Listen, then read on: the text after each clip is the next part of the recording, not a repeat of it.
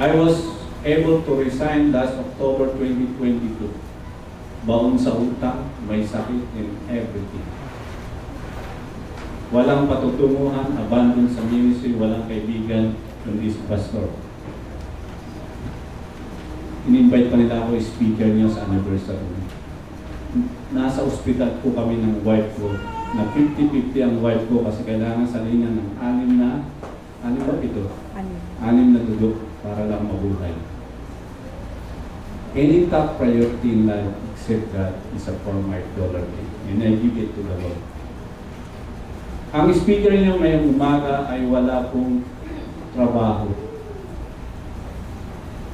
Papawa ko, pastor, baka magpa-wild sila. Walang tinatawag na income generating.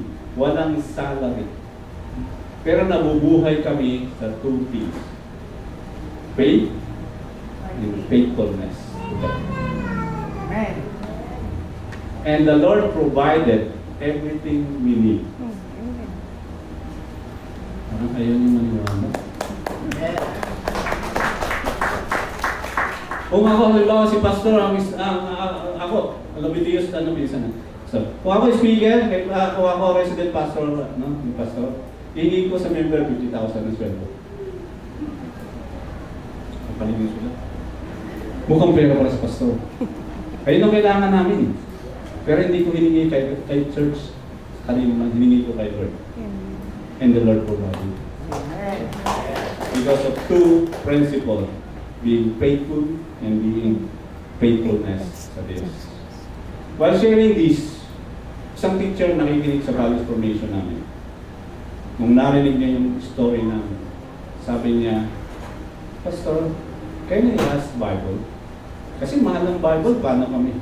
Yung isang ko din na guro, pwede rin ba ako makahingi ng Bible? Excited kami when someone asking us, Pastor, kahit gusto namin ng Bible, gusto namin matutunan ang salita ng Diyos, gusto namin pag-aralan. We do not share the gospel sa kanila pa. Pero they are interested to the Word. We went to PCBS and bought the Bible, yung special Bible, yung maganda at presentable, kahit iharap pa, kahit Pangulong Duterte o Pangulong Bongbong, presentable na Bible. Kasi we presented the gospel no other than Jesus Christ.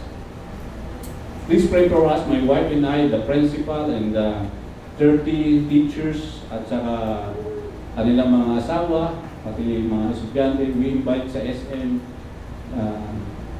San Pedro para imbitahan kumain doon.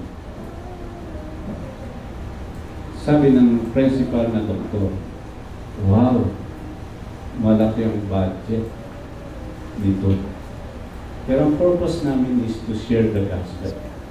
When you invest to the Lord Kingdom, hindi ka magkukulang ng investment. Amen. Ayaw pa rin nila, Pastor? Process. He is a jealous God for worship time. Pag nag-worship po ba kayo, nagbubukas pa kayo ng cellphone nyo?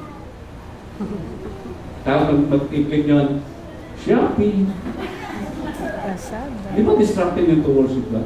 Ay, iyok ko pala yung cellphone ko, baka ma-rent mo yung Shopee.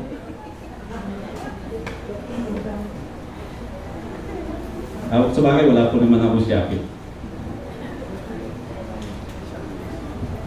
Jealousy, that's a prayer meeting. When you attend prayer meeting, hindi dahil may pagkain na masarap, Pastor? When you attend the prayer meeting, you are declaring to the community in your house, in your friend, meeting God is very important. Amen.